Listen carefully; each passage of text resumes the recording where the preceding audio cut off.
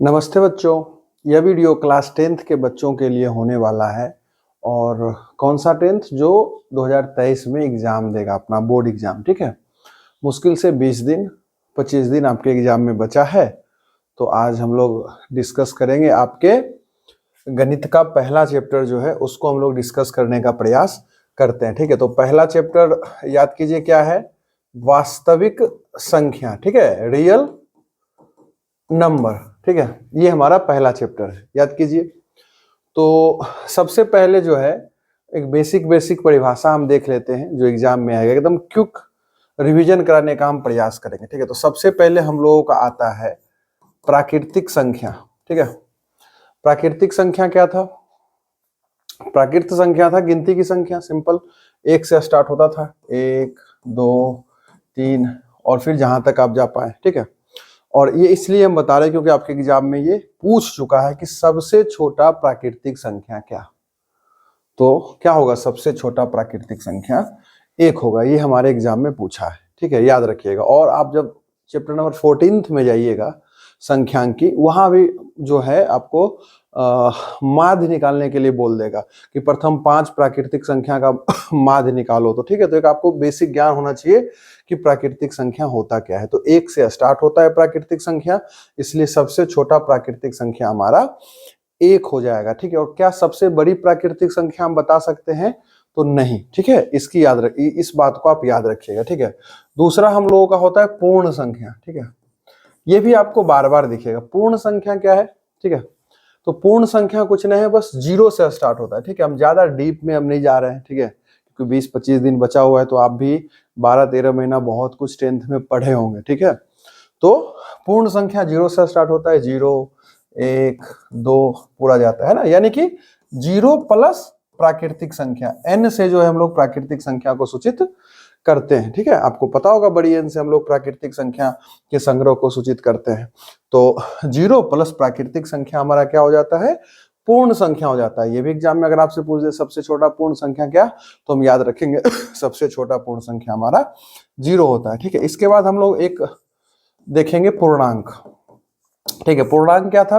जहां हम संख्या को या जहां हम अंकों को माइनस प्लस में बतलाना शुरू कर देते हैं। 0 जो है हमारा न्यूट्रल होता है, ना माइनस होता है ना प्लस होता है, ना धनात्मक होता है ना ऋणात्मक होता है। ठीक है, बाकी हम प्लस माइनस 1 बोल सकते हैं, प्लस माइनस 2 बोल सकते हैं। इस तरह से सभी पूर्णांक कहलाएगा। सबसे छोटा पूर्णांक क्या हम बता सकते हैं? नहीं। सबसे बड़ा पूर्णांक हम क्या बता सकते हैं?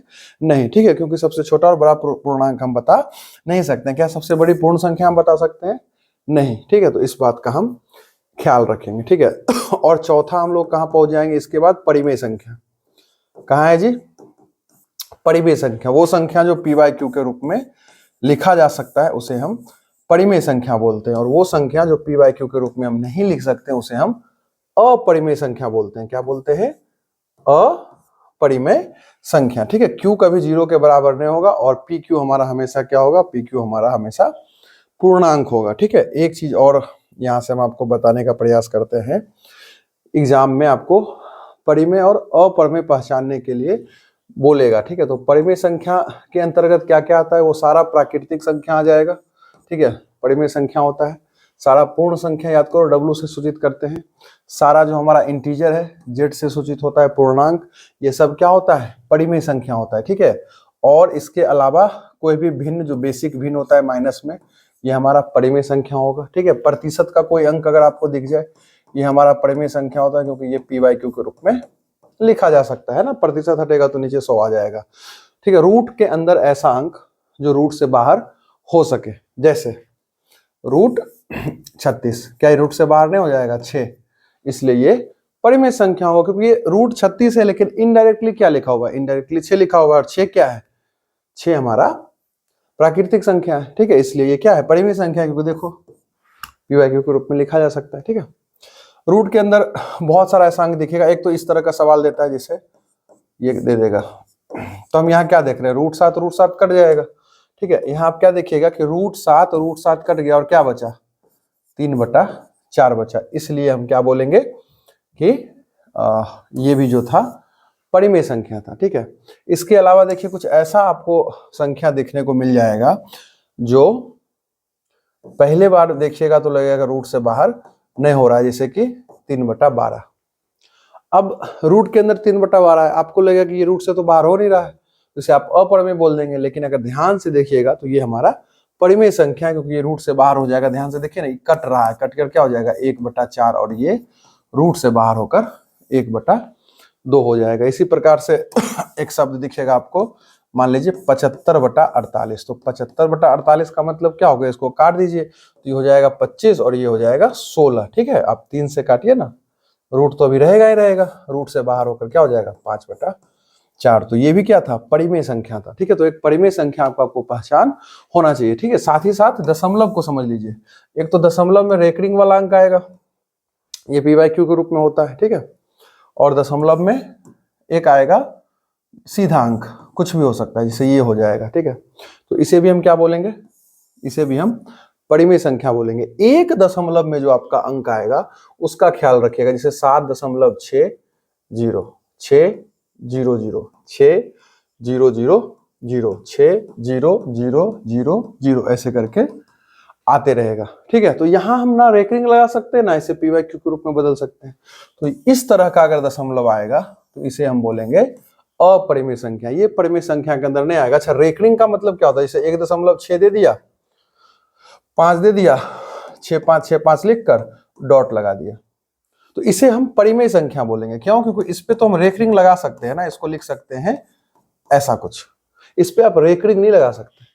इसलिए दशमलव में जो आएगा ये दोनों, मतलब रेकरिंग वाला और बिना रेकरिंग वाला, इसको हम परिमेय बोल देंगे और इसे हम अपरिमेय बोल देंगे। ठीक है, और तो कुछ नहीं बच रहा है, बाकी जब याद आएगा तो आपको हम बता देंगे। तो ये हमारा परिमेय संख्या हो गया। ठीक है, अपरिमेय संख्या देख लीजिए, पहचान करने के लिए आता है। ठीक है, हम कुछ सवाल करवा देंगे वैसा। ठीक है, अपरिमेय संख्या किसे कहते हैं, अपरिमेय संख्या हम बउआ कहते हैं जो p/q के रूप में नहीं लिखा जा सके। ठीक है, अच्छा याद रखिएगा, जीरो भी जो हमारा होता है परिमेय संख्या होता है। ठीक है, अगर जीरो के बारे में बात किया जाए तो जीरो हमारा परिमेय संख्या होगा। ठीक है, तो p/q के रूप में जो नहीं लिखा जा सके वो हमारा अपरिमेय संख्या होता है। रूट वाला जितना भी अंक है जो रूट से बाहर नहीं होता, जैसे √3, 5 + √3, ठीक है, √7 + √3, इस तरह का जो भी संख्या दिखेगा। ठीक है, ये 1/√2 है ना, ये सब पाई सबसे जरूरी है, पाई। ठीक है, अच्छा एक 22/7 अगर हम आपको दे दें, बोले बताइए ये परिमेय है या अपरिमेय, तो आप इसे परिमेय बोलिएगा। पाई को हम अपरिमेय बोलेंगे। ठीक है, पाई के साथ कुछ भी आ जाए, कुछ भी आ जाए, ठीक है, ऐसे भी आ जाए 5 पाई, इसे ये जो दिख रहा है ना ये अपरिमेय है, ये हमारा परिमेय होता है। ठीक है, या 3.14 आपको दिख जाए, क्योंकि देखो भाई पाई, ठीक है, 9th-10th लेवल तक हम बोलते हैं कि पाई बराबर 3.14 या पाई बराबर 22/7, लेकिन पाई बराबर नहीं होता है, पाई का निकटतम मान होता है ना, इसे यूज करने के लिए हम लोग इसका सहारा ले लेते हैं। तो इस तरह से ये सब जो है अपरिमेय संख्या के अंदर आएगा। 22/7 को हम परिमेय बोलेंगे, पाई वगैरह को हम अपरिमेय बोलेंगे। और वो दशमलव जो बताया आपको कुछ ऐसा जिसमें आप रेकरिंग नहीं लगा सकते हैं। ठीक है, कुछ भी ऐसा आ जाए, 1 2 3 4 ... तो ये भी अपरिमेय के अंदर आएगा। ठीक है, तो परिमेय अपरिमेय से सवाल आता है एग्जाम में, इसलिए हम आपको बता दिए। ठीक है, अब थोड़ा सा आगे बढ़ते हैं। ठीक है, एक्सरसाइज 1.1 को देखिए। एक्सरसाइज 1.1 में क्या क्या है, सबसे पहला एग्जाम्पल की ओर अगर आप बढ़िएगा तो एग्जाम्पल में एक चीज आपसे हमेशा पूछता है कि सम संख्या किस रूप का होता है। ठीक है, तो सबसे पहले तो आपको पता होगा कि सम संख्या जो 2 से भाग लग रहा है। ठीक है, हर वो संख्या जो 2 से भाग लग सके सिंपल, वो क्या होता है, सम संख्या होता है। ठीक है, तो सवाल क्या आता है एग्जाम में कि सम संख्या किस रूप का होता है। ठीक है, तो सम संख्या 2p के रूप का होता है, जहां p कोई पूर्णांक हो सकता है। ठीक है, इस तरह का मतलब वो ऑप्शन में दे देगा आपको, तो 2p दिखा तो 2p बोल दीजिएगा। अगर q दे, कुछ भी दे सकता है, वो कुछ भी एक चर जोड़ देगा, उस चर को बोल देगा वो पूर्णांक है, उस चर को क्या बोल देगा, वो पूर्णांक, सिंपल। ठीक है, तो 2p बोल दे, 2q बोल दे, 2m बोल दे, ये सब क्या हो जाएगा, सम संख्या हो जाएगा। कभी कभी कंफ्यूज करने के लिए क्या करेगा, ऑप्शन चेंज कर कुछ ऐसा दे देगा, 6q, भाई 2 से देख लो ना, ये 2 से भाग लग रहा है, सिंपल सम संख्या है। कभी कभी क्या करेगा, ऐसा दे देगा। ये भी सम संख्या है, क्योंकि देखो ध्यान से 2 इससे कॉमन हो जाएगा और ये हो जाएगा 3q प्लस 2, 2 से भाग दे दीजिए, 2 2 गया तो लग गया ना भाग। तो ये सब जो है कुछ भी दे दे वो सम संख्या का रूप होगा। ठीक है, बोल देगा निम्नलिखित में से कौन सम संख्या का रूप है, तो सीधा देखिएगा कौन सम संख्या है, सिंपल। ठीक है, वहां कोई भी चर लगा सकता है वो। और विषम संख्या का रूप क्या होता है, जो 2 से भाग नहीं लगता है वो पहले वो विषम संख्या होता है। तो विषम संख्या का रूप क्या होगा, बेसिक सवाल पूछेगा तो 2p प्लस 1, ठीक है, अन्यथा वो कुछ भी लगा दे, जैसे बोल दे आपको 3q प्लस 3, कुछ भी दे दे, ये 6q भी दे देगा, 6q प्लस मान लो 3, हाँ 3 हो सकता है ना, 2 कॉमन भी अगर इससे हम ले ले, 2 अगर कॉमन है, 2 तो कॉमन होगा नहीं, 3 कॉमन होगा, सही बात है। ठीक है, तो कुछ भी दे देगा। तो याद रखना बेसिक सवाल क्या पूछेगा कि भाई सम संख्या का रूप 2p होता है, विषम संख्या का रूप 2p प्लस 1 होता है। अगर इसमें घुमाएगा तो आप देख लीजिएगा। ठीक है, इसके बाद सीधा आता है एक टॉपिक यूक्लिड विभाजन प्रमेय का, और एक आएगा यूक्लिड विभाजन एल्गोरिथम। ये 2 टॉपिक आता है। तो यूक्लिड विभाजन प्रमेय का क्या होता है, a बराबर bq प्लस r, जहां r का b के साथ संबंध भी स्थापित करता है। बोलता है कि भाई 0 के बराबर होगा r या b से हमेशा छोटा होगा। और ये ऑब्जेक्टिव में जो है वो बहुत बार पूछा है। ठीक है, ऑब्जेक्टिव में ये बहुत बार पूछा है। ये आपको दे देगा, ठीक है, ये आपको दे देगा और ये ऑप्शन में दे देगा, और ऑप्शन में कुछ भी दे देगा, सबसे सही ऑप्शन ये हमारा होगा। ठीक है, हम कुछ सवाल करवा देंगे, परेशान नहीं होना। अभी थोड़ा सा आप एक बार रिवीजन कर लीजिए जल्दी जल्दी इस चैप्टर को। अच्छा, जब आप भाग देते हैं, ये भाग से रिलेटेड है, आपको पता होगा पूरा पहला चैप्टर जो है धनात्मक संख्या के साथ डील हम लोग करते हैं। ठीक है, तो जब हम भाग देते हैं तो यहाँ जो होगा संख्या उसे हम a बोलेंगे, यहाँ जो संख्या होगा उसे हम b बोलेंगे, यहाँ जो संख्या होगा उसे q बोलेंगे, और जो शेषफल बचेगा उसे हम r बोलेंगे। ठीक है, जैसे कि अगर हम 5 को 48 से भाग दें तो 9 अर्थ में लग गया।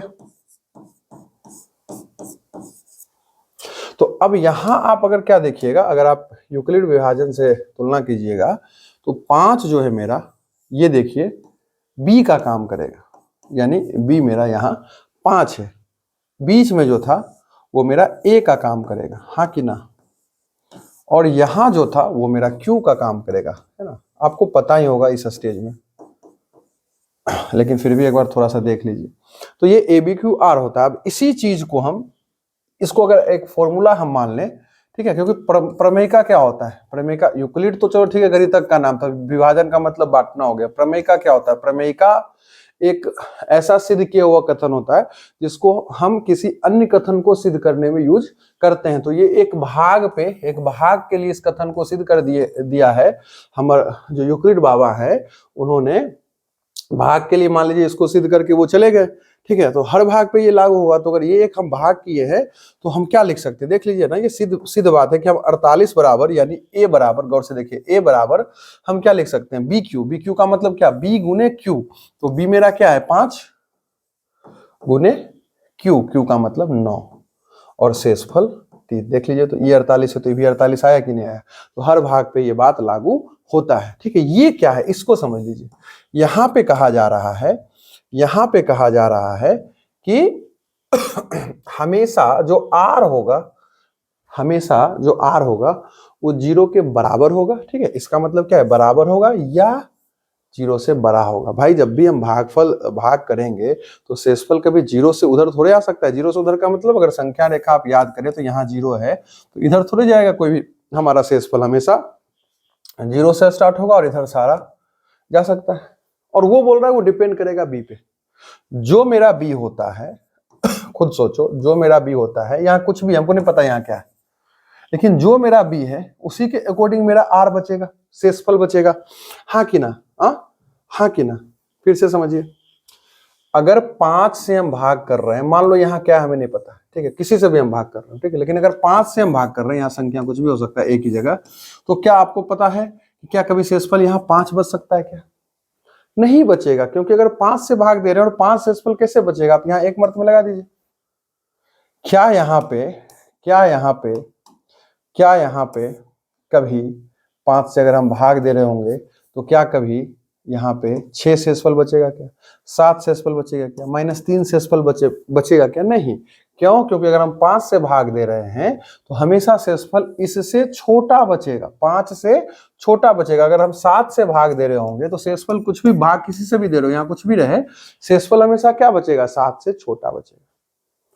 आ रहा है बात समझ में? ठीक है, तो वही बात यहाँ कह रहे थे यूक्लिड बाबा कि ए बराबर अगर बी क्यू प्लस आर है, ठीक है, ये तो हर भाग पे लागू हो गया। ए बी क्यू क्या है आपको पता है, हम अभी जस्ट बताए, वो हमेशा कुछ ऐसा होगा, हमेशा कुछ ऐसा होगा। और खुद सोच लो, सही बात है, हमेशा शेषफल जो है आर जो है हमारा क्या होगा, 0 के बराबर होगा या 0 से बड़ा होगा, और आर ये बी से हमेशा छोटा होगा।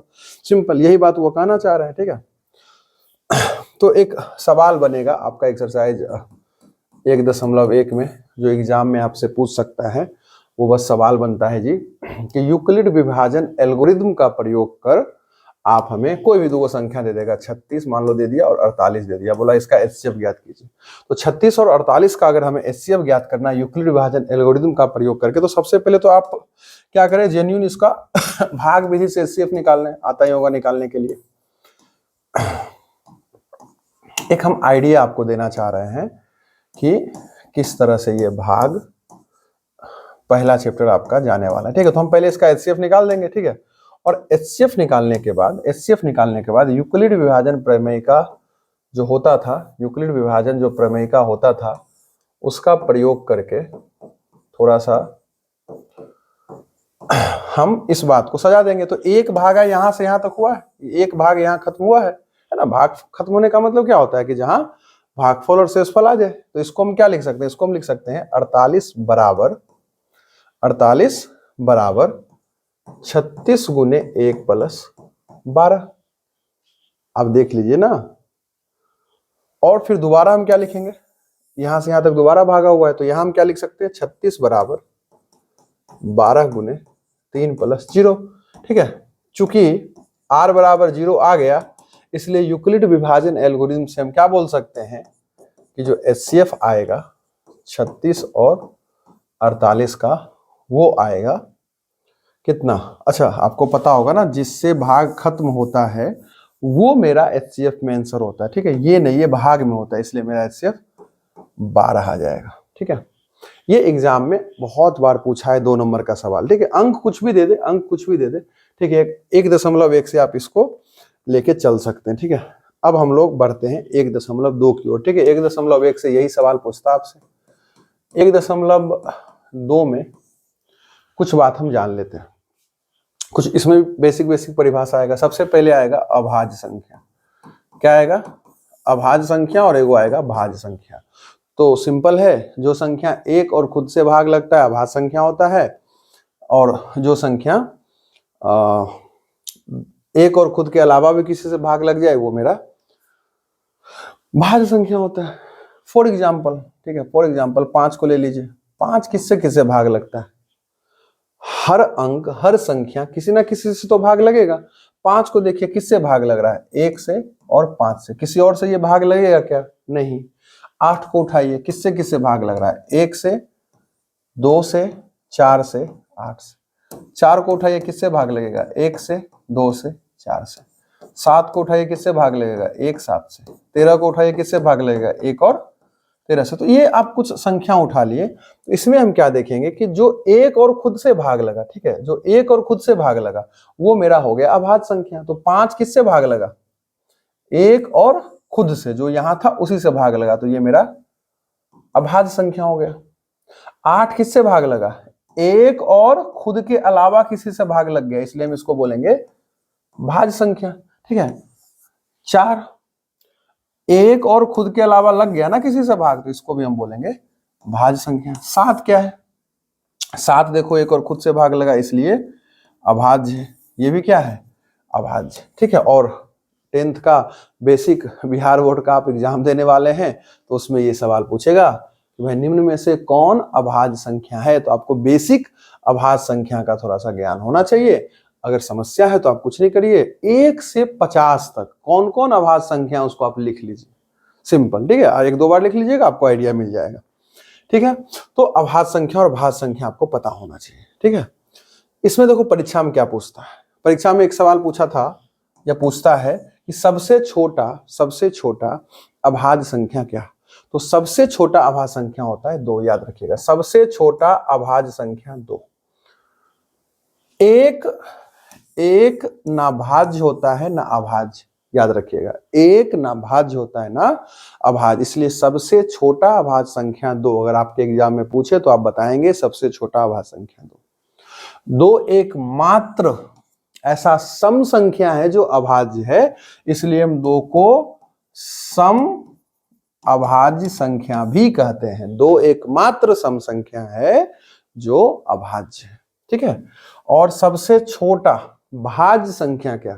तो सबसे छोटा भाज्य संख्या 4, ठीक है। इसका याद रखिए, ठीक है भाई। देख लो ना गिनती 1 2 3 4 5। अब खुद देख लीजिए, एक तो ना भाज्य है ना अभाज्य, ये हो गया अभाज्य, तो सबसे पहले ये आया, तो सबसे छोटा अभाज्य ये भी अभाज्य, फिर ये आया भाज्य, पहला भाज्य, तो सबसे छोटा भाज्य ये और सबसे छोटा अभाज्य है। इस पे हम क्यों जोर दे रहे पता है? इसमें बहुत सवाल घुमा के पूछता है। जैसे एक सवाल पूछ दिया 1 साल की, भाई सबसे छोटा अभाज्य संख्या और सबसे छोटा भाज्य संख्या का गुणनफल क्या? तो सबसे छोटा अभाज्य और सबसे छोटा भाज्य क्या है? 2 और 4। इसको अगर हम गुना कर दे, गुणनफल का मतलब क्या होता है? गुना कर दीजिए, तो 4 2 को गुना कर दीजिए 8, यानी यही मेरा आंसर हो गया। ऐसा सवाल पूछता है एग्जाम में, तो आइडिया होना चाहिए ना। अच्छा, एक साल क्या किया, इसका एलसीएम का अनुपात पूछ दिया, एलसीएम एचसीएफ का अनुपात, ठीक है, जिसे 2 और 4। सबसे छोटा भाज्य और सबसे छोटा अभाज्य का एचसीएफ और एलसीएम का अनुपात, या एलसीएम और एचसीएफ का अनुपात। तो एलसीएम पहले लिखा और फिर अगर एचसीएफ लिख दिया तो एलसीएम एचसीएफ का अनुपात हो गया। अगर एचसीएफ लिखा और फिर एलसीएम लिखा तो फिर इसका अनुपात हो गया। तो इसका आप एलसीएम निकाल दीजिए और एचसीएफ निकाल दीजिए, जो आएगा वही इसका आंसर हो जाएगा, ठीक है। वो तो आपका सवाल में सिंपल देख लीजिएगा, पहले एलसीएम लिखा है तो पहले एलसीएम का मान रख देना, फिर एचसीएफ का मान रख देना। जैसे अगर आप इसका निकालना चाहें, जैसे हम एचसीएफ निकालना चाहते हैं, सवाल क्या है पहले समझिए। सबसे छोटा अभाज्य संख्या और सबसे छोटा भाज्य संख्या का लस और मस का अनुपात, या मस और लस का अनुपात, ठीक है। तो पहले लस मस निकालेंगे तब तो उसका अनुपात बताएंगे। तो अगर आप भाग विधि से भी, ये हमारा ऑब्जेक्टिव है, कैसे बना लीजिए। तो अगर भाग विधि से भी आप बनाएं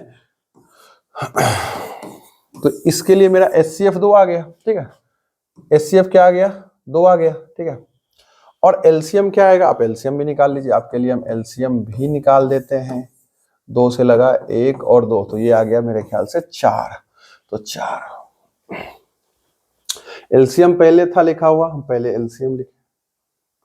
अनुपात एचसीएफ तो एचसीएफ, इसको काट सकते हैं। अनुपात का मतलब क्या होता है? 4/2, इसको काट दो, यानी 2:1 हो जाएगा इसका फाइनल आंसर, जो हमें ऑप्शन में दिखेगा। या एचसीएफ बोल देगा तो 1:2, क्यों? क्योंकि पहले एचसीएफ का मान लिखिएगा। एचसीएफ मेरा 2 आया, एलसीएम मेरा 4 आया, कट कर क्या हो जाएगा? 1/2, और यही अनुपात में होगा 1/2, ठीक है। तो इसका ख्याल रखिएगा, इस तरह का बहुत सवाल पूछता है एग्जाम में।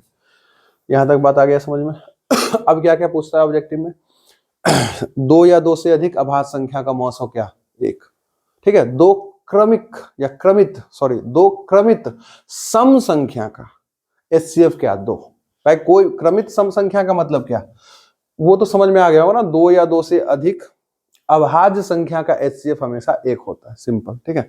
क्रमित का मतलब होता है लगातार, ठीक है। और सम संख्या की हम बात किए तो अगर एक सम संख्या आप 6 उठाइएगा तो उसका जस्ट अगला 8 होता है सम संख्या, हाँ कि ना, 7 बीच में आता है, वो सम संख्या है नहीं। तो ये, इसको हम क्या बोलेंगे? ये बोलेंगे ये क्रमित सम संख्या है, क्योंकि 6 के जस्ट अगला सम संख्या 8 है। अगर हम 12 के साथ 18 लिख दें तो ये दोनों सम संख्या तो है, लेकिन क्रमित सम संख्या नहीं, ठीक है। तो ये जो आ रहा है ना क्रमित वाला, उसका एचसीएफ जो है हमेशा 2 होता है। वो क्रमित कुछ भी हो सकता है, आप 166 और 168 ले लीजिए, ये भी क्रमित है। तो इसका अगर एचसीएफ निकालेंगे तो हमेशा क्या आएगा? 2 आएगा। तो ये सब एग्जाम में हमसे पूछता है, तो इसका हम ख्याल रखेंगे। 2 क्रमिक प्राकृतिक संख्या का एचसीएफ 1, कोई भी क्रमिक मतलब 16 और 17 प्राकृतिक संख्या, इसका एचसीएफ क्या आएगा? इसका एचसीएफ 1 आएगा, ठीक है। इतना याद रहेगा क्या? इतना याद रहेगा क्या? अब आइए हम हर भाज्य संख्या को, हर यानी प्रत्येक भाज्य संख्या को अभाज्य संख्या के गुणनफल के रूप में लिख सकते हैं। हर भाज्य संख्या को हम अभाज्य संख्या के गुणनफल के रूप में लिख सकते हैं। उसी को अभाज्य गुणनखंड हम लोग कहते हैं। फॉर एग्जाम्पल 18 एक भाज्य संख्या है। क्यों? क्योंकि ये एक और खुद यानी 1 और 18 के अलावा भी देखो 2 से 3 से 6 से 9 से भाग लग रहा है, तो ये एक भाज्य संख्या है। इसे हम चाहेंगे तो अभाज्य संख्या के गुणनफल के रूप में लिख सकते हैं। इसको आप भाग दे दीजिए, मतलब अभाज्य गुणनखंड कर दीजिए। तो 18 क्या है? देखो 18 एक भाज्य संख्या है, लेकिन इसे हम अभाज्य संख्या के गुणनफल के रूप में लिख सकते हैं। कैसे? तो 2 गुने 3 गुने 3। ये एक भाज्य संख्या है और यहां देखो अभाज्य संख्या का गुणा के रूप में लिखा गया, इसी को हम बोलते हैं अभाज्य गुणनखंड। और इसी को हम मैथमेटिकली जो हमारे बुक में परिभाषा दिया गया है वो है कि 2 या 2 से अधिक अभाज्य, ये क्या बोल रहे हैं भाई, क्या बोल रहे थे, भूल गए। तो हाँ वही कर रहे थे हम, कुछ तो कर रहे होंगे मेरे भाई, एक सेकेंड। हाँ, हर भाज्य संख्या को अभाज्य संख्या के गुणनफल के रूप में लिख सकते हैं। ठीक है, चला। अब आगे देखिए, तो पहले तो कुछ अभाज्य गुणनखंड करने के लिए एक बार आ चुका है कि भाई 140 का अभाज्य गुणनखंड कर दो, तो कर सकते हैं ना।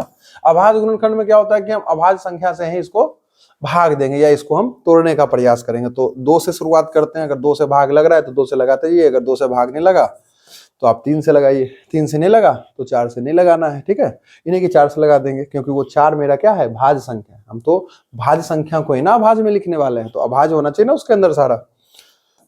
5 से लगाइए, 7 से लगाइए, 9 10 नहीं आएगा, 11 से लगाइए। तो इस तरह से आप काम कर सकते हैं। ठीक है, तो मेरे भाई इसको 2 से भाग दे दो, 70, 2 से दे दो, 2 से ही स्टार्ट करना है। अगर 2 से नहीं लगे तो फिर हमें आगे बढ़ना है। तो 140 को 2 से लगाए 70, 2 से लगाए 35। अब 2 से नहीं लग रहा है तो 3 के पास जाएंगे, 3 से अब नहीं लग रहा है तो 5 के पास जाएंगे, ऐसे चलना होता है। ठीक है, 7 और 7 से कर दीजिए 1, तो 140। ये सब 2 नंबर में आता है और ये भी बहुत कम चांस है कि इस बार आपके एग्जाम में आएगा, लेकिन एक बार हम आपको दिखा दिए। हम तो अभाज्य गुणनखंड कर ये बात लिख देंगे। इससे ये साबित हो गया कि ये मेरा जो भाज्य संख्या था वो अभाज्य संख्या के गुणनफल के रूप में आ गया। बात समझ रहे हैं बात? चलिए आगे बढ़ते हैं।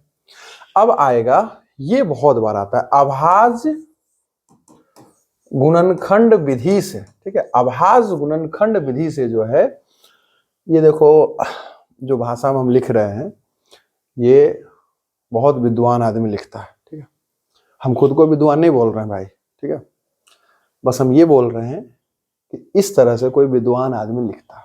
ठीक है, तो अभाज्य गुणनखंड विधि से कोई भी 3 को अंक हम ले लेते हैं, 36 40 48।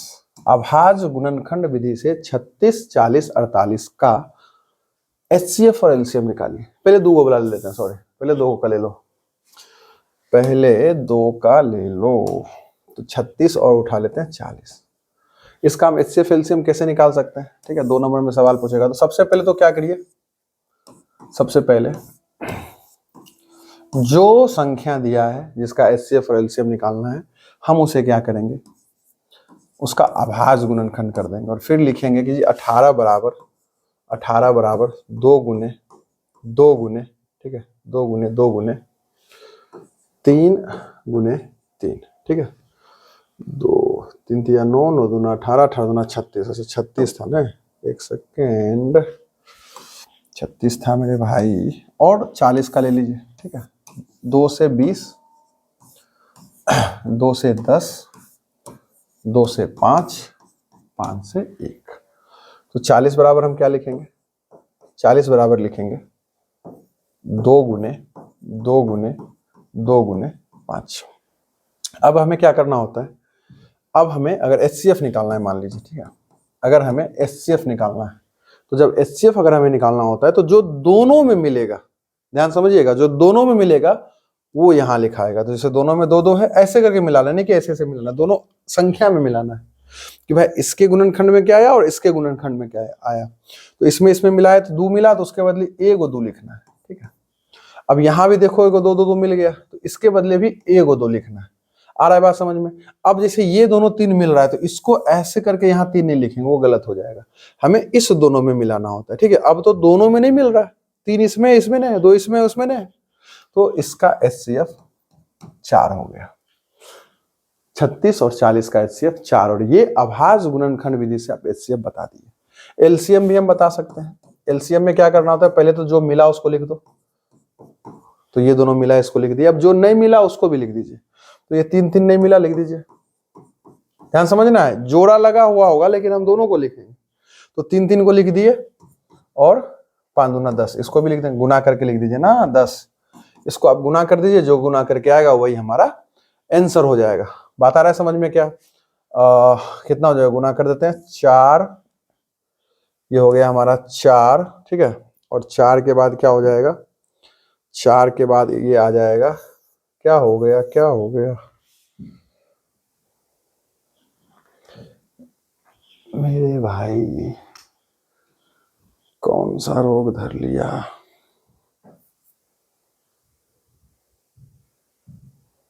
बताइए। बीच में जो ऐसे हो जाता है ना, बड़ा दिक्कत देता है। अब जो है यहाँ हमको वीडियो को एडिट करना पड़ेगा, एडिट करना बड़ा मुश्किल काम होता है, ठीक है।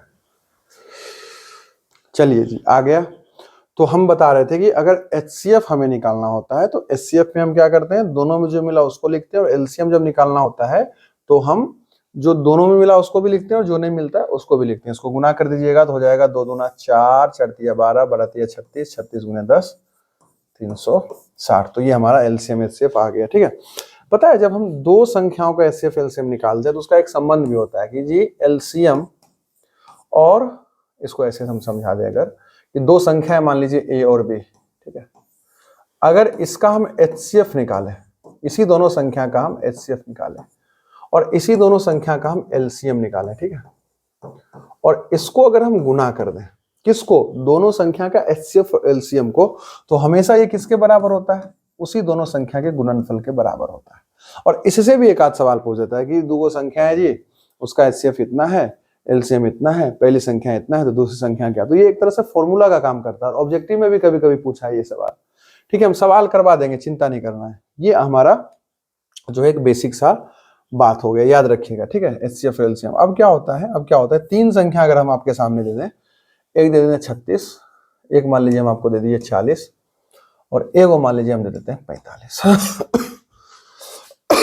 तो 36 बराबर हम क्या लिखेंगे, 36 बराबर हम लिखने वाले हैं 2 गुने 2, तो कितना हो जाएगा 4 और 9 36। 40 बराबर आप क्या लिखिएगा, 40 बराबर लिखिएगा 2 गुने 2 गुने 2 गुने 5, अभाज्य गुणनखंड कर रहे हैं, ठीक है। 45 बराबर क्या लिखिएगा, 3 गुने 9 और 9 बचा 45। अब अभाज्य गुणनखंड कर लेंगे, ठीक है। अब हमें क्या करना है, अब हमें मान लो HCF निकालना है, तो HCF निकालने का सेम फंडा, तीनों में मिलेगा तो लिखेंगे, तीनों में मिलेगा तो लिखेंगे। ध्यान से देखो, ध्यान से देखो, ध्यान से देखो, तीनों में कुछ नहीं मिल रहा है, क्या कहते हैं आप, तीनों में आना चाहिए ना। जैसे ये 2 है, 2 इसमें है, बहुत बढ़िया, इसमें नहीं है, 3 है तो इसमें है, इसमें नहीं है। बात आ रहा है समझ में क्या, 5 है तो दोनों। तो HCF जब कुछ नहीं मिले ना, ऐसा भी होगा, जब कुछ ना मिले तो HCF 1, और LCM में ध्यान समझिएगा, LCM में क्या होगा, 2 में गो में मिलेगा तो उसके बदले हम एगो लिख देंगे, जैसे कि ये 5 5, जैसे कि ये 5 5, तो इसके बदले हम यहाँ एगो 5 लिख सकते हैं LCM में। ध्यान से समझिए, HCF के लिए जब तीन संख्या का हम HCF निकाल रहे हैं तो तीनों में मिलेगा तब ये लिखेंगे, लेकिन LCM के लिए अगर 2 में भी मिल गया तो उसके बदले हम 1 लिख सकते हैं। तो 2 को 5 मिला, लिख दिया। अब ध्यान से देखिएगा, अब ये 2 और 2 मिला, इसके बदले एगो 2 लिख दीजिए, ठीक है। और ये 3 और ये 3 मिला, इसके बदले 3 लिख दीजिए। बात को समझिएगा, अब ये 3 और ये 3 मिला, इसके बदले 3 लिख दीजिए, ये इसके बदले 3 लिख दीजिए। फिर देखो ये 2 और ये 2 मिला, इसके बदले को 2 लिख दो, ठीक है। अब ये किसी से नहीं मिला, इसको भी लिख दीजिए, ठीक है, इसको भी लिख दीजिए। अब इसको गुना कर दीजिए, यही हमारा आंसर हो जाएगा। ध्यान से समझिए, जब हम दो संख्याओं का HCF LCM निकालते हैं तो दोनों में जो मिलता है वो लिखते हैं, वो मेरा HCF हो जाता है। और LCM के लिए जब हम दो संख्या का निकाल रहे हैं, मान के चलिए दो संख्या A और B है, ठीक है, तो एलसीएम के लिए दो, पहले तो इसका अभाज्य गुणनखंड करेंगे। एचसीएफ के लिए तो जो दोनों में मिला उसको लिख देंगे। एलसीएम के लिए जो दोनों में मिला वो भी लिखते हैं और जो नहीं मिला वो भी लिखते हैं। लेकिन जब हम तीन संख्या का निकालते हैं तो एचसीएफ के लिए तो सेम हो जाता है, जो इधर था वही हो जाता है, लेकिन एलसीएम के लिए अगर दो संख्या के अभाज्य गुणनखंड में भी कुछ मिल रहा है तो उसके बदले हम यहाँ एक लिखेंगे, ठीक है। और इस दोनों में भी अगर कुछ मिल गया उसके बदले भी हम एक लिखेंगे, मतलब एक बार उसको यहाँ रखेंगे, और जो नहीं मिला किसी में उसको भी यहाँ रखते हैं, तब जाके मेरा एलसीएम आता है। और ये आपको निकालना इसलिए जरूरी है क्योंकि एग्जाम में साफ साफ बोल देगा कि अभाज्य गुणनखंड विधि से ही आप जो है एचसीएफ और एलसीएम ज्ञात करें, ठीक है। तो ये हमारा यहाँ तक का बात हो गया। अच्छा, कभी कभी वर्ड प्रॉब्लम दे देता है। जानते हैं बुआ, जब भी न्यूनतम शब्द दिखे, कम से कम दिखे, ठीक है, तो आप जो है वहां एलसीएम निकाल सकते हैं। हालांकि इसमें भी बहुत टर्म एंड कंडीशन होता है, लेकिन आपका काम चल जाएगा इसमें 10th लेवल पे, ठीक है।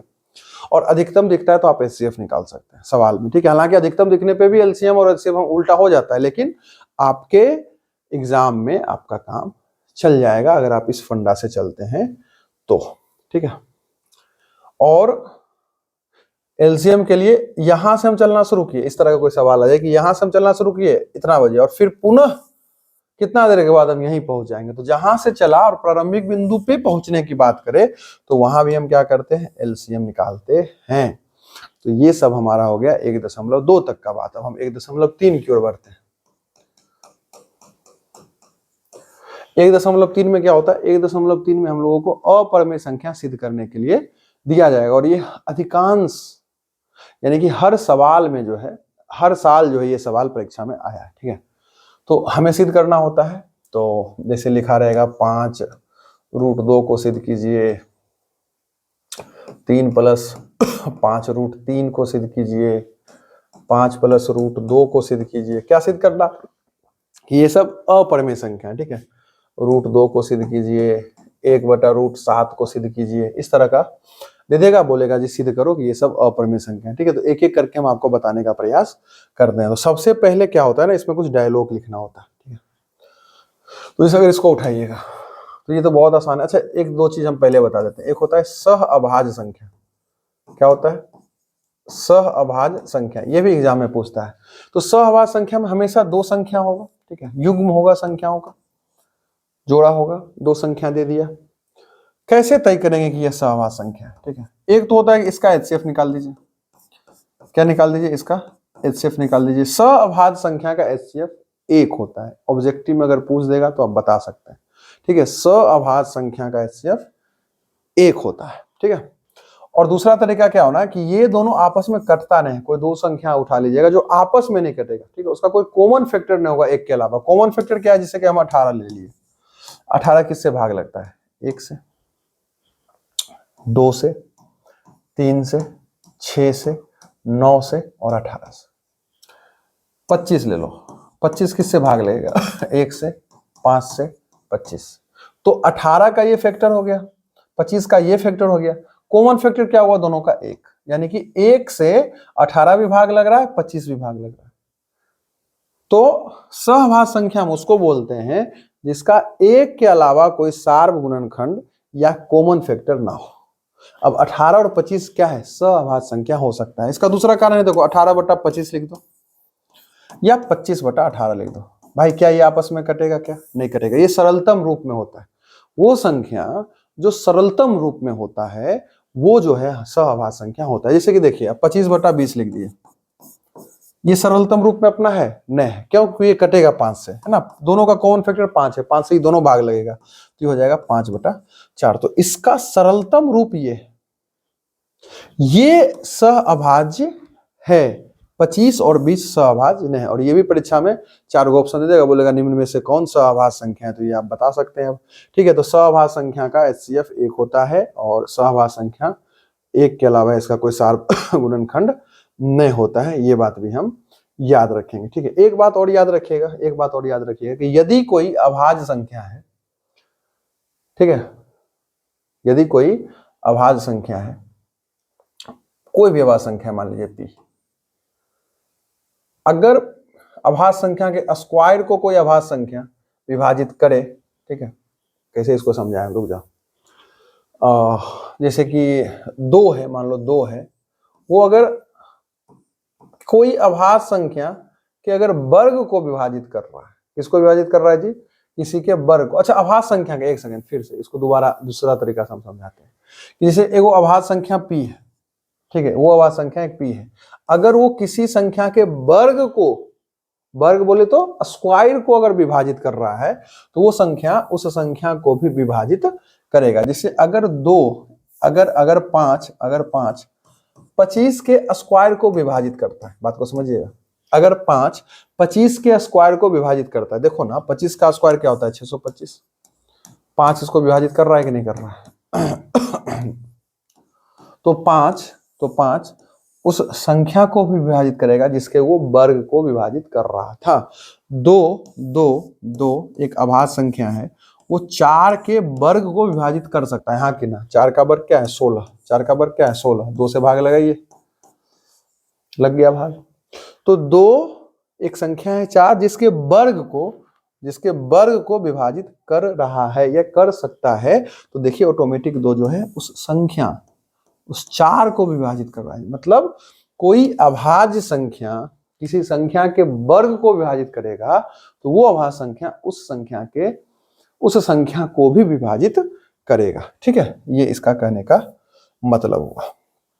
चलिए तो हम पहले अगर 3√2 को सिद्ध करना चाहें तो इसको सिद्ध करने का क्या तरीका होता है, इसको सिद्ध करने का तरीका होता है कि हम विरोधाभासी तरीका से इसको सिद्ध करें, ठीक है। विरोधाभास क्या होता है जी, कि जो बात आप मान रहे हो उसका उल्टा हो जाए, ठीक है। किसी कुछ भी हो सकता है, जैसे कोई आपको मित्र है, उसके पास मान लीजिए साइकिल है, तो आप चाह रहे हैं कि भाई साइकिल का चाबी तो वो हमें दे ही देगा अगर उससे हम मांगेंगे तो, और आप उसके पास गए, बोले कि भाई तू अपना साइकिल का दे दो, मुझे चाबी कुछ काम है, और आप गए और वो साइकिल का चाबी आपको ना दे, मना कर दे, तो ये विरोधाभास हो गया। आप जो मान रहे थे इसका उल्टा हो गया ना, हर चीज में विरोधाभास होता है। तो हम क्या करेंगे, बोलेंगे कि यदि संभव, सुनते जाइएगा, ठीक है, यदि, और आपको अगर इसका पीडीएफ वगैरह चाहिए होता है तो बहुत सुंदर से सारा पीडीएफ बना हुआ है हमारा, ठीक है। आप एक नंबर है,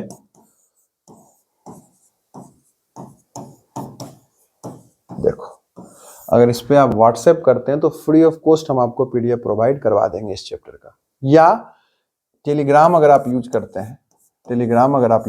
हैं, तो टेलीग्राम पे जो है यूनिक क्लासेज मोर लिखिएगा, यूनिक क्लासेज मोर लिखिएगा, ठीक है, वहां भी आपको ये सारा पीडीएफ मिल जाएगा, ठीक है, वहां भी आपको ये पीडीएफ मिल जाएगा, ठीक है। तो मेरे भाई इसको मिटा देता है, तो कुछ भी उठा लेते हैं, ठीक है। 3√5 है मान लो, इससे हमें सिद्ध करना है अपरिमेय संख्या, तो हम बोलेंगे यदि संभव हो तो माना कि 3√5 एक परिमेय संख्या है। उल्टा मान लिए कि भाई ये क्या है, एक परिमेय संख्या है, ठीक है। क्या लिखेंगे, यदि संभव हो तो माना कि 3√5 एक परिमेय संख्या है, तब परिभाषा के अनुसार, किसके परिभाषा के अनुसार, परिमेय संख्या के परिभाषा के अनुसार, ठीक है। तब परिभाषा के अनुसार 3√5 बराबर व्हाट, p/q। मेरे भाई अगर हम इसे परिमेय संख्या मान लिए तो हर परिमेय संख्या p/q के रूप का होता है, तो ये 3/√5 भी p/q के रूप का होगा, जहां हम बोलेंगे कि भाई q जो है 0 के बराबर नहीं है तथा p और q पूर्णांक है। सिंपल, हम इसको परिमेय संख्या माने तो परिमेय संख्या का गुण भी तो ये अपने आप में शामिल कर लिया, तो 3√5 बराबर हम बोल देंगे p/q। बात आ रहा है समझ में, जहां ये आप लिख सकते हैं q 0 के बराबर नहीं है और p और q पूर्णांक। इसके बाद सिंपल हो जाता है, इसके बाद हम क्या करेंगे, कुछ नहीं, ठीक है। इसके बाद आप लिखिएगा √5 बराबर p/3q।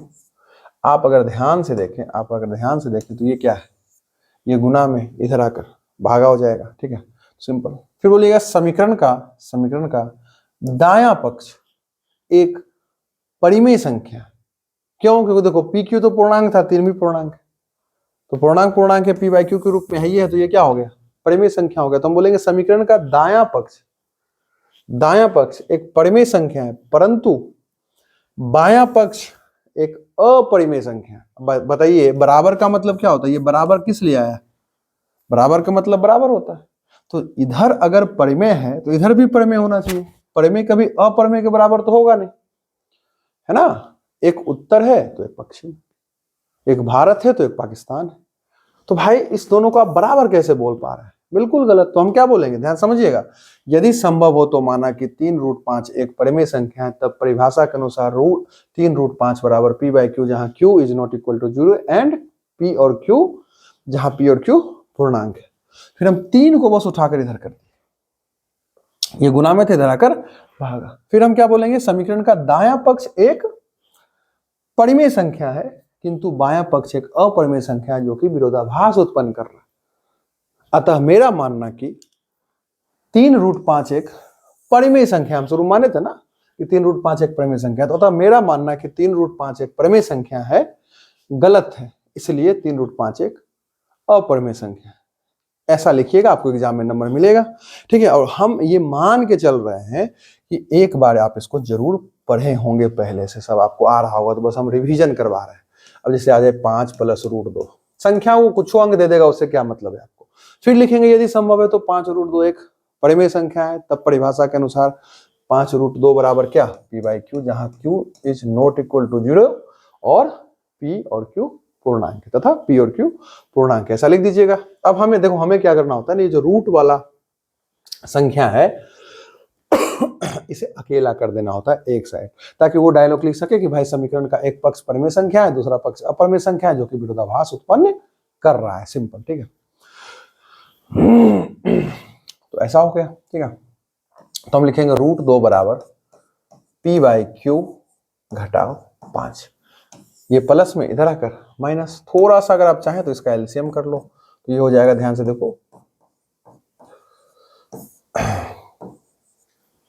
ऐसा हो जाएगा। एलसीएम हम निकाल दिए बेसिकली, और फिर यहाँ वो डायलॉग चिपका सकते हैं। क्यों? क्योंकि एक पक्ष हो गया अकेले √2, जब भी रूट अकेला हो जाए उसके बाद वो डायलॉग आप चिपका दिए। समीकरण का दायां पक्ष एक परिमेय संख्या है किंतु बायां पक्ष एक अपरिमेय संख्या है जो कि विरोधाभास उत्पन्न कर रहा है। अतः मेरा मानना कि 5 + √2 एक अपरिमेय संख्या, सॉरी परिमेय संख्याएं गलत है, इसलिए 5 + √2 एक अपरिमेय संख्या। सिंपल है ना, हम इसे परिमेय माने, परिमेय माना है तो परिमेय का इसको गुण दे दिए, और उस गुण को ये पचा नहीं पाया, देखो ना, नहीं पच पाया इससे, अर्थात ये अपरिमेय संख्या है। सिंपल, ठीक है।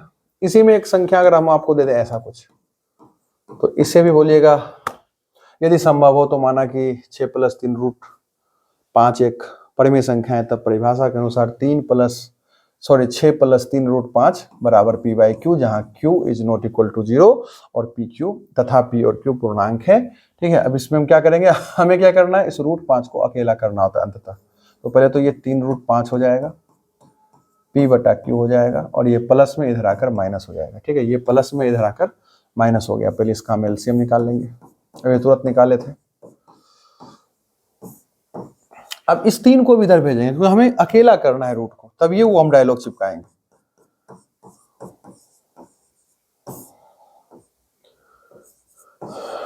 मेरे करण अर्जुन आएंगे, मेरे करण अर्जुन आएंगे, ठीक है। इसी तरह से अपना रिजल्ट भी आएगा, ठीक है। तो हो गया, अब डायलॉग चिपका दीजिए। कौन? ये वाला नहीं, मेरे करण अर्जुन आएंगे। यहाँ डायलॉग वही चिपकाना है कि समीकरण का दायां पक्ष एक परिमेय संख्या है किंतु बायां पक्ष एक अपरिमेय संख्या है जो कि विरोधाभास उत्पन्न कर रहा है। अतः मेरा मानना कि 6 + 3√5 परिमेय संख्या है गलत है, इसलिए 6 + 3√5 एक अपरिमेय संख्या। सिंपल, ठीक है। इसी तरह से हम इसको माइनस भी आ जाएगा तो आप बना सकते हैं, माइनस के लिए चिंता नहीं करना है। एक हम ये वाला बता देते हैं आपको, 1/√3, तो इसको भी p/q मान लेंगे, ठीक है। मानना क्या है, यदि संभव हो तो माना कि 1/√3 एक परिमेय संख्या है, तब परिभाषा के अनुसार 1/√3 बराबर p/q, जहां p और q पूर्णांक है तथा q is not equal to 0। तो 1/√3 बराबर p/q हो जाएगा। फिर हम क्या करेंगे, इसका क्रॉस मल्टीप्लीकेशन कर देंगे, ठीक है। तो ये हो जाएगा, देखो q सॉरी सॉरी सॉरी, ये हो गया भाई साहब क्यू, इसको इधर क्यू भेज दो और इधर भेज दिए √3, पी को इधर भेज दो, क्यू बटा पी बराबर √3। अब चाहे तो इसको फिर इंटरचेंज कर सकते हैं, या यहां आप डायलॉग चिपका दीजिए।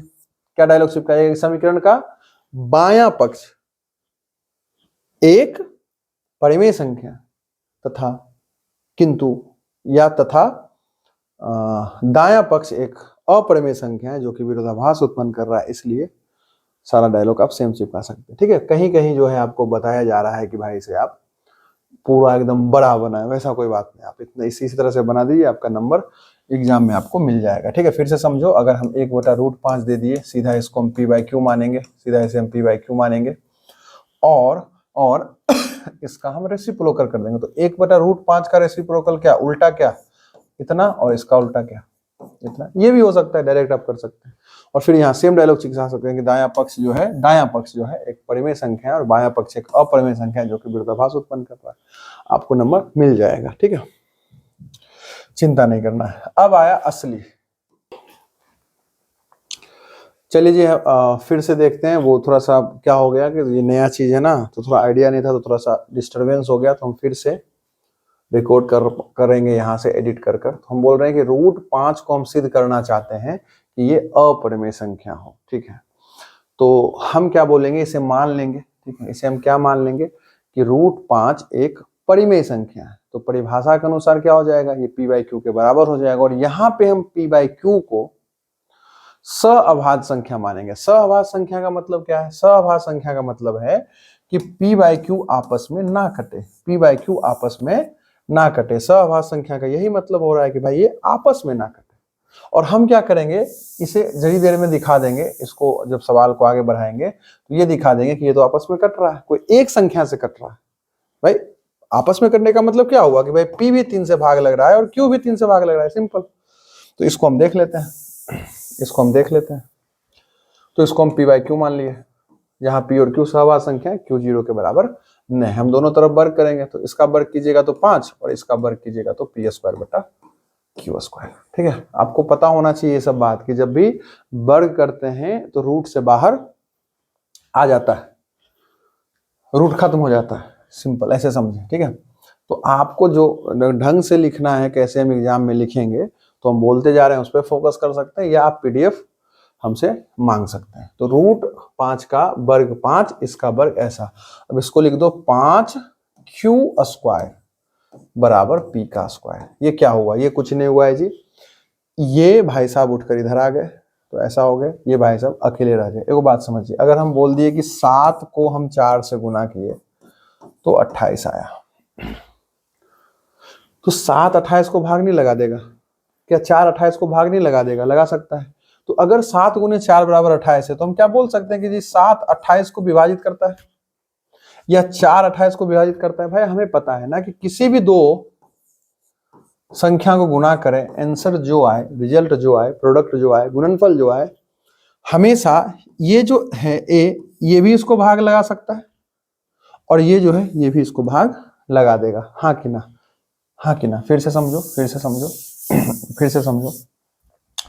अगर 6 है और 4 है, इसको हम गुना किए, तो गुना करके क्या आया? 24। गुना करके क्या आया? 24। तो हम बोल सकते हैं ना कि 6 जो है, सिर्फ 6 की बात करिएगा तो 6 जो है 24 को भाग लगा सकता है, 4 भी 24 को भाग लगा सकता है। इसी बात का हम यूज यहाँ करेंगे और बोलेंगे कि 5 p² को विभाजित करता है। 5 p² को विभाजित करता है। अब गौर से देखिए, 5 एक अभाज्य संख्या है, हम जानते हैं। वो क्या कर रहा है? वो कोई एक संख्या है जिसके वर्ग को विभाजित कर रहा है। तो क्या हमने बोल सकते हैं कि 5 p को भी विभाजित करेगा? हम तुरंत बताए थे थोड़ी देर पहले, 5 p को भी विभाजित करेगा। हाँ कि ना?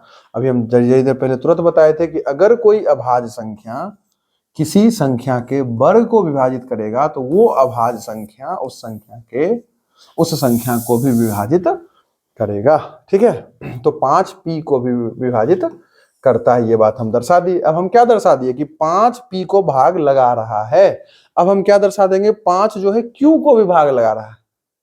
तो 5 से p भी भाग लग रहा है, q भी भाग लग रहा है, अर्थात क्या हो गया, p बाई क्यू सहअभाज्य संख्या नहीं है। कोई भी संख्या उठा लीजिए ना, 25 उठा लीजिए, 30 उठा लीजिए, ये सहअभाज्य नहीं है। क्यों? क्योंकि दोनों 5 से भाग लग रहा है। और उसी अगर p और q को हम दर्शा दें कि दोनों 5 से भाग लग रहा है, इस केस में 5 से भाग लग रहा है, किसी और केस में किसी और से दर्शा देंगे, √2 में 2 से, √3 में 3 से, है ना, तो वो हो जाएगा p और q क्या है, सहअभाज्य नहीं है, क्योंकि वो 5 से भाग लग रहा है। तो p का हो गया, q का देख लीजिए। अब ध्यान समझो, ध्यान समझो, अगर 5 p को भाग लगा रहा है, अगर 5 p को भाग लगा रहा है तो कुछ तो भागफल आएगा। भाग लगने का मतलब क्या हुआ, देखो 5 p को भाग लगा रहा है, कुछ तो यहाँ इसका भागफल आएगा। तो मान लेते हैं वो भागफल मेरा k, कोई पूर्णांक, क्या मान लिए, कोई पूर्णांक, यानी कि p बटा 5 बराबर क्या आया, हाँ कि ना, इसका मतलब तो यही हुआ 6 अगर मान लो 24 को भाग लगाता है, 24 को भाग लगाता है, इसका मतलब क्या हुआ कि 24 बटा 6 बराबर 4, हाँ कि ना। तो हम यहां से क्या बोल सकते हैं, 24 बराबर 6 गुने 4, ध्यान से देख लो, 24 बराबर 6 गुने 4। तो उस तरह से हम क्या बोल सकते हैं, p बराबर 5 के, p बराबर 5 के। बात से समझिएगा, अगर दिक्कत हो रहा है तो वीडियो ही तो है, एक बार रुक कर इसको दोबारा देख लीजिएगा, ठीक है। तो हम बोलेंगे 5 p स्क्वायर को विभाजित करता है तो 5 p को विभाजित करता है, ठीक है। तो हम अब बोलेंगे माना कि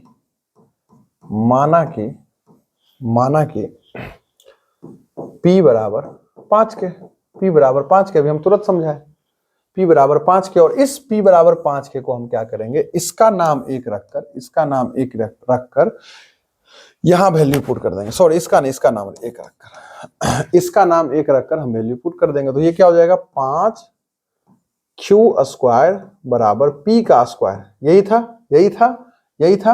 अब p बराबर 5 के, तो हम क्या करेंगे, अब हम क्या करेंगे, ध्यान से समझो, 5q स्क्वायर बराबर p स्क्वायर की जगह हम लिखेंगे 5k का स्क्वायर। क्या लिखेंगे, 5k का स्क्वायर। क्यों? क्योंकि p 5k के बराबर है, तो p का स्क्वायर 5k स्क्वायर के बराबर हो जाएगा। तो ये अब कैसा दिखने लगेगा, 5q स्क्वायर बराबर 25k का स्क्वायर। अब ध्यान से देखिएगा, तो ये 5 इसको काट देगा और ये कैसा दिखने लगेगा कि q स्क्वायर बराबर 5k का स्क्वायर। अब हम क्या बोल सकते हैं, देखो फिर से, 5 गुने इतना बराबर इतना, तो हम क्या बोल सकते हैं, 5q स्क्वायर को विभाजित करता है, 5q स्क्वायर को विभाजित करता है।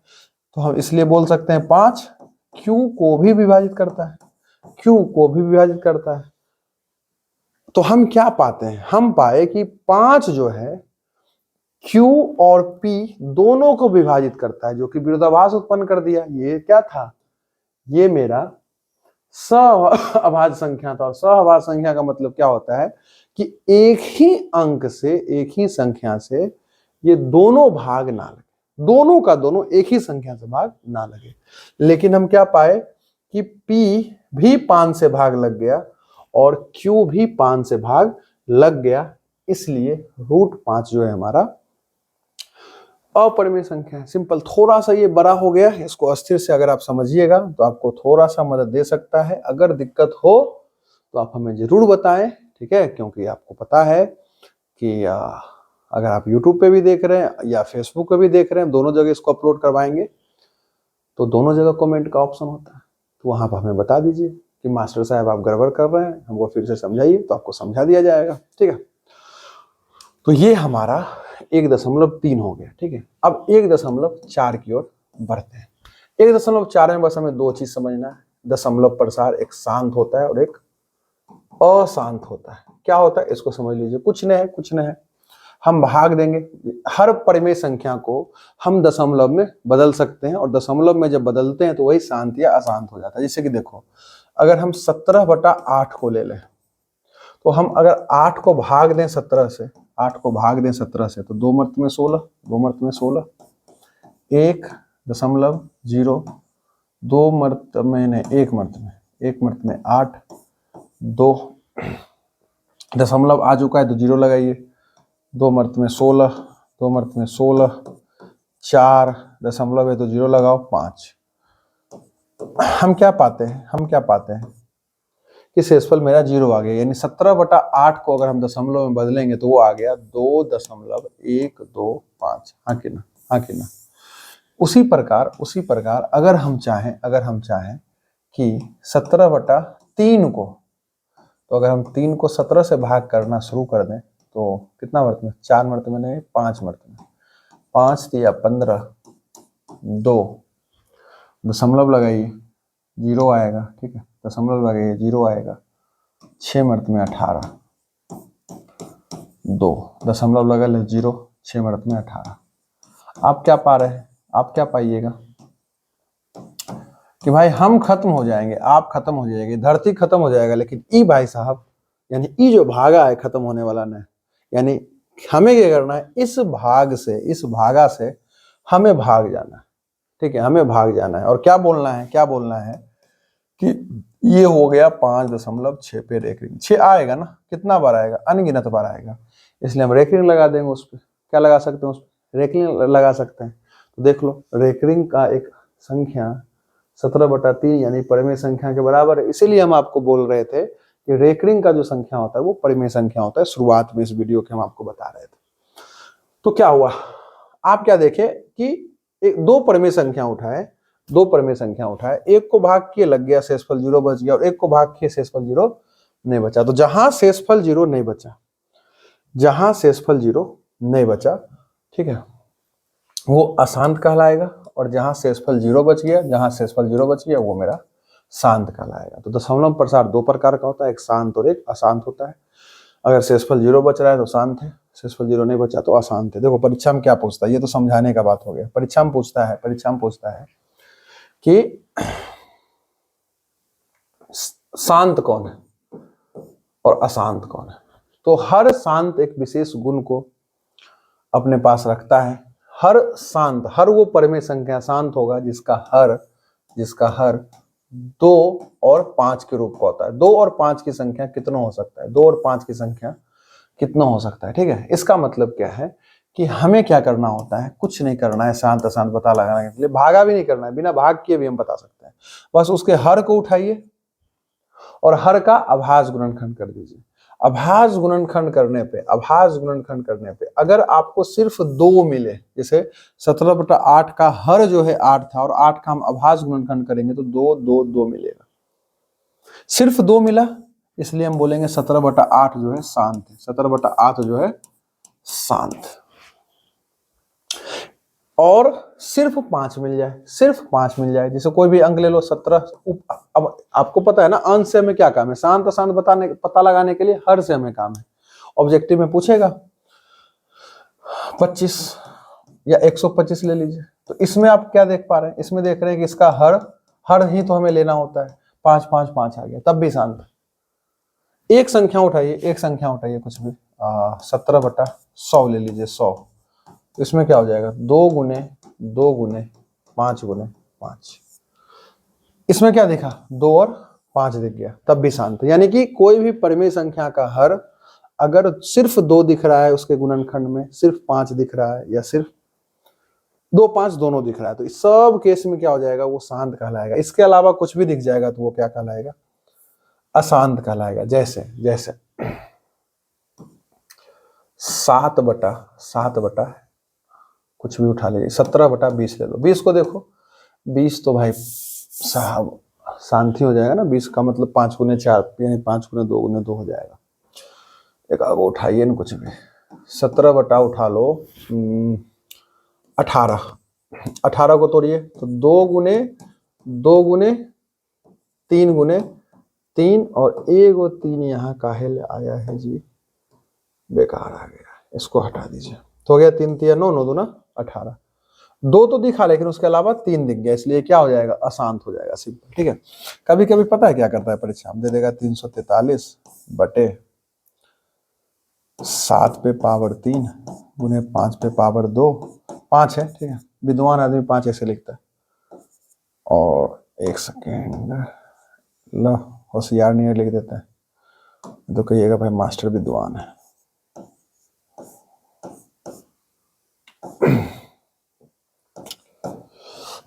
अब ये क्या है,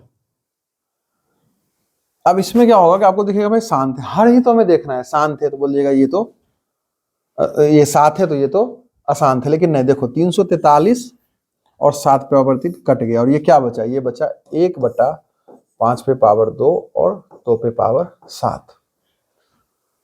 तो ये क्या है, शांत है, क्योंकि सिर्फ 5 और 2 दिख रहा है। पावर का मतलब क्या है कि भाई 2 को 5 है, 7 को 2 है तो सिर्फ 2 और 5 घुमा फिरा कर, इसलिए ये क्या है, शांत है। इसका आप ख्याल रखिएगा, ठीक है। तो शांत अशांत यही है। शांत का मतलब क्या हो गया, हर का आभास गुणनखंड कीजिए, सिर्फ 2 दिखे या सिर्फ 5 दिखे या 2 5 दोनों दिखे, शांत है। अशांत का मतलब क्या है कि 2 5 के अलावा कुछ और दिख जाए, या 2 5 क्या कुछ भी दिख जाए, 2 5 के अलावा कुछ भी तीसरा अंक दिख जाए, तीसरा संख्या दिख जाए आभास गुणनखंड में किसी भी प्रमेय संख्या के हर में, तो उसे हम क्या बोल देंगे, उसे हम बोल देंगे अशांत, ठीक है।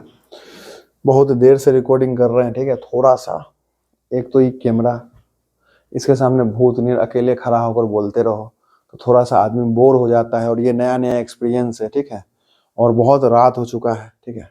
देखिए आपको हम समय दिखाएं, अगर आपको समय दिख रहा होगा तो देखो 23:37 यानी 11:37 हो गया है, 11:30 बज गया है ना। तो थोड़ा सा नींद जैसा भी लग रहा था, इसलिए थोड़ा सा लास्ट में थोड़ा सा बोरियत फील हमें हुआ, तो आपको भी हुआ होगा कि एक शिक्षक को तो भाई शिक्षक ही बोर हो जाएगा तो पढ़ाई तो ऐसी बोरिंग चीज है, बच्चा और बोर हो जाएगा, ठीक है। लेकिन आप इस बात को समझेंगे, ठीक है। तो शांत अशांत हो गया, पहला चैप्टर समाप्त हो गया। इसका कुछ सवाल हम आपको करवा देंगे, ठीक है। पहले हम 15 चैप्टर का प्रयास करेंगे कि पूरा हम रिवीजन वीडियो बनाते चल जाएं, ठीक है। इस पूरा वीडियो में आप देखे ही होंगे कि भाई 1.1, 1.2, 1.3, 1.4 हम आपको बताने का प्रयास किए, उसका एक एक चीज हम आपको बताने का प्रयास किए, ठीक है। बहुत बहुत धन्यवाद।